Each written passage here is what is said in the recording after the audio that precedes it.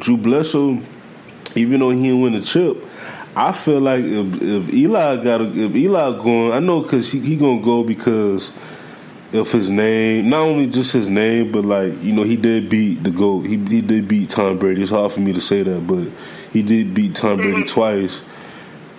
But like Drew, when you look at Drew Bledsoe numbers, like his numbers is very like underappreciated. Same thing with we were just talking about with Carson Palmer. Carson Palmer numbers is ridiculous. Like it's not too far from like a Kurt Warner. You know what I'm saying? Right.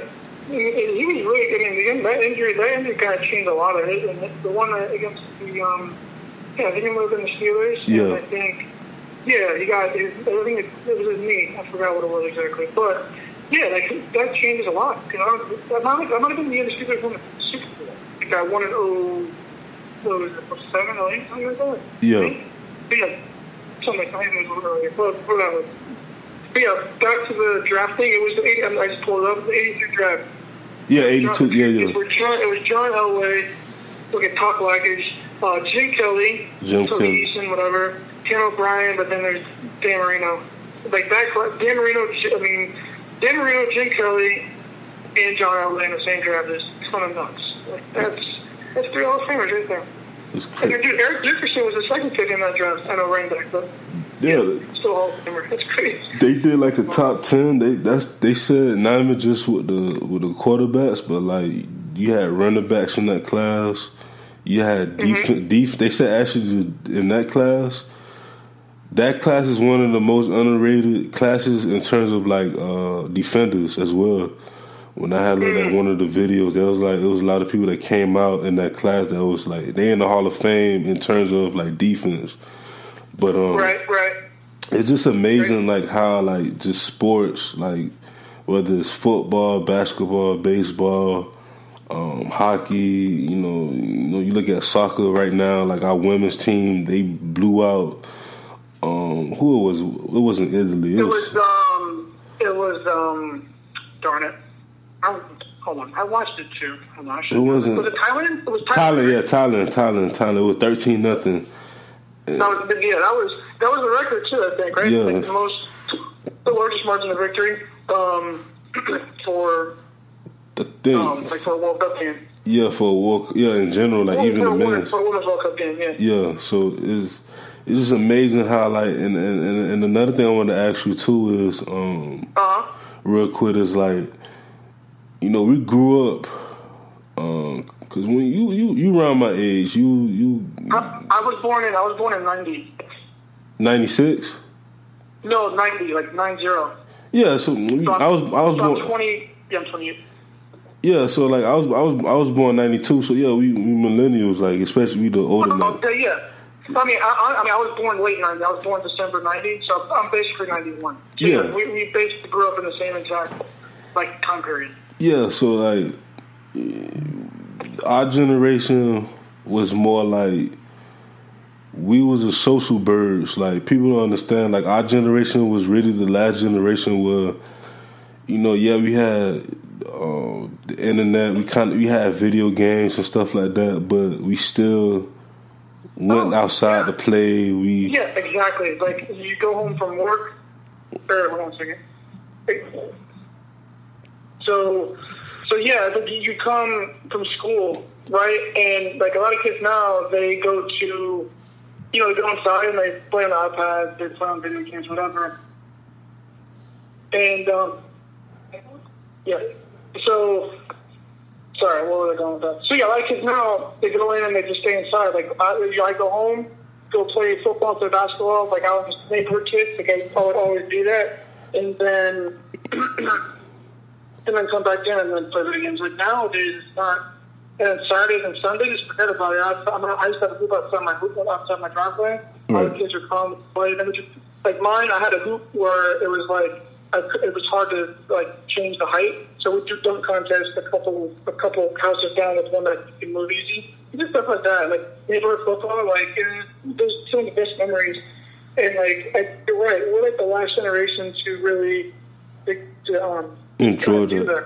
Yeah, I mean, honestly, it should be frank too. Like a lot of like the world has gotten kind of I guess people are more scared too to kind of like let their kids just like go out and just do whatever, because it's just the world we live in is just, I mean, it's an ugly place sometimes with a lot of stuff we see, a lot of things we see that's happening. But I digress. So yeah, again, it's the last generation, and also like I feel like this generation of kids, because they're always on a phone, they're always on a tablet, they're always on a video game. Their social skills are not they're pretty awful. Right. You go right now. You can go to any restaurant right now. It's Friday evening. You see a family out there. But guaranteed, most of them are on their phones or not even a lot of it's sad. I didn't have a phone until I was like 15, 16, and it's crazy. And kids now are getting phones at 6, 7, 8 years old. It's like, what in the world? And this is. We grew up in the perfect time, because when you're 13, 14, we were 12, 13, 14, the internet was getting better, video games were getting better. Yeah. The one thing that got worse was wrestling, but that's a whole different discussion. I'm not a huge wrestling fan, and I loved, The Rock. And anyways, so yeah, we grew up in the perfect time. Well, actually, we did, because we did see the golden age of wrestling. We did, and the internet came up, and all these things came up as we were growing up. So we got to see technology grow with us, literally as people. Yeah, I think that's really cool. Yeah, because I'm glad you said that, because it's like I don't watch wrestling like how I used to, but I still I watch WrestleMania here and there, or I go on. Yeah, I watch WrestleMania. Yeah. Yeah, I go on YouTube and watch other people who analyze the sport. It's not the same like how it used to be. Nope. People don't realize. And it's not even right. Go ahead. Sorry. No. What you about to say? I was gonna say it's not even like an age thing. It's not like we grew out of it. I kind of knew it was fake when I was maybe 13, 14. Mm-hmm. It's not even that. It's just it just got worse. It's not even people there's some pretty good talent. One of my close friends is still into it. He loves it, and the talent is actually really good. It's just like the storylines I feel, and really at the end of the day. It was so good earlier because they had competition. I mean, now they have this new. I don't know if you know. There's a new wrestling. AEW. Yeah. So but this goes to my grander point of they didn't have once they beat WCW, there was no competition really. Urge to you know what I mean? It was still great in 02, 03. In my opinion, it was really good up until maybe 04. Then it started to trickle a little bit. But I feel there was no sense of urgency. You weren't being threatened to be out of business. At any moment, that's what made the Monday Night War so great. And the talent's there, but the storylines and some other things are just not quite what it was. So. Yeah, because that's what I was about to say too. How you said, they have a lot of talent. Like someone said, they have too much talent and they don't use them. You look at back in the day where. You had the superstars, you could break it down, you had Stone Cold, The Rock, The Undertaker, Triple H, Shawn Michaels, Hulk Hogan was more, he was our generation too, but he was more of the previous one, but he, same thing with Ric Flair, you still had, Ric Flair's timeless. He'll find a way to pop up in every generation. Every generation, his heyday in prime were the 70s and 80s. But yeah, he's still he's awesome. But then you had the mid cards, the Road Dogg, and you had Gangrel. Then you don't get me started with the tag teams with the Hardy Boys. Dude, the Hardy Boys, man. The Hardy Boys were the Hardy Boys. Edge and Christian. What was the other one? Too Cool. Remember Too Cool? Yeah, Too Scotty Cool. And then Martina Rikishi joined a little bit later. That was pretty funny. It's when I see the talent now, it's they have the potential. They have the potential to do it. I look at the New Day. The New Day is one of my favorite acts. Because they're hilarious. I feel they get it. I think they're probably close to they're probably our age, right? So they know that. You know what I mean? They know. Because I feel a lot they're really well. They're talented and they have a good they're good performance. They have a good character. Right. Whereas some of the other guys, like, I think part of it is their character isn't great. So, like, if your character is not great, I mean, that's partly on you, and it's partly on, you know, the writers in the you know, backstage. Like, that's what, like, you have guys that have really good talent, and they're just, like, boring as hell, you know? And like, the New Day has both. Like, they're awesome. They have it all. That's why The Rock was so good. He had literally everything. You know? He might have been the greatest technical, like, in terms of, like, a Chris Benoit type. I shouldn't have mentioned him probably, because they erased him from the distance. But, you know, I think it's technical, I think of Chris Benoit. But, okay, like, there's not the greatest technical, like Dean Malenko, you know? Yeah, but like, The Rock, he still wrestled, you know? So. Yeah. Like, I mean, he got technical, like, probably, like, in his later prime.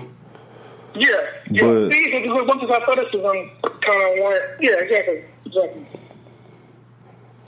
Yeah, but I mean, man, that's a whole nother episode. But I got a few more questions for you. So, like, where do you see yourself 5 to 10 years from now as a journalist? You know, as a content writer. You know, working for the Heat. Like, what are your goals? My goal is just I want to keep writing. That's the ultimate goal, and like that's right again for my passion is what I like to do. So 5 to 10 years, I see myself kind of still being a writer and kind of telling stories of, you know, getting people's stories out and creating cool, engaging stuff, and just learning along the way and things like that.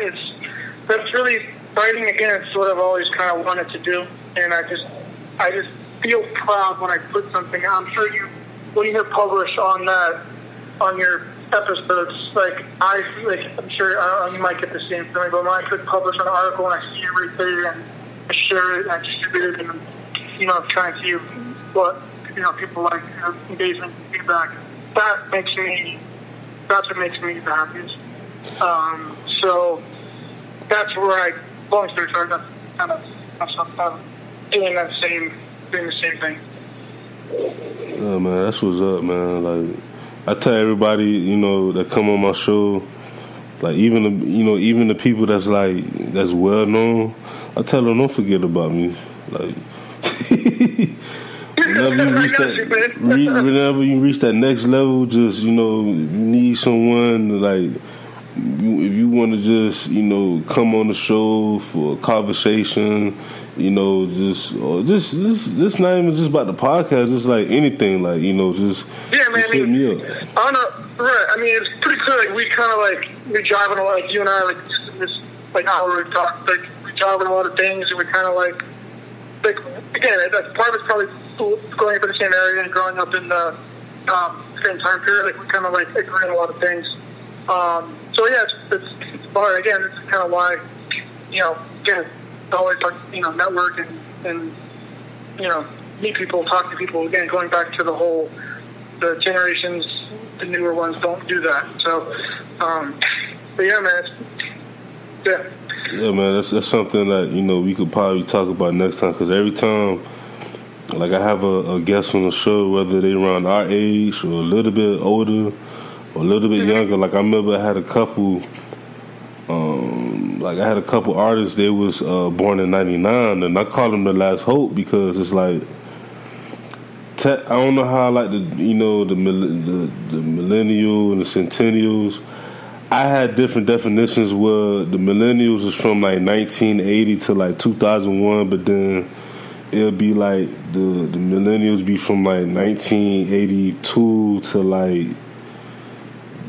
95-ish or whatever. But I feel like for me, a millennial are like from like 1980 to 2001, just because that throughout that whole generation we grew up, you know, where internet and technology was growing, you know, because I talked to these kids that was born in '99, you know, it's kind of relatable, you know, it's kind of strange because I'm born '92 and they was born '99. And you know, I'm starting to figure out like how the 80 babies, like the early and late 80 babies, kind of like, you know, feel about us. But in a way, we all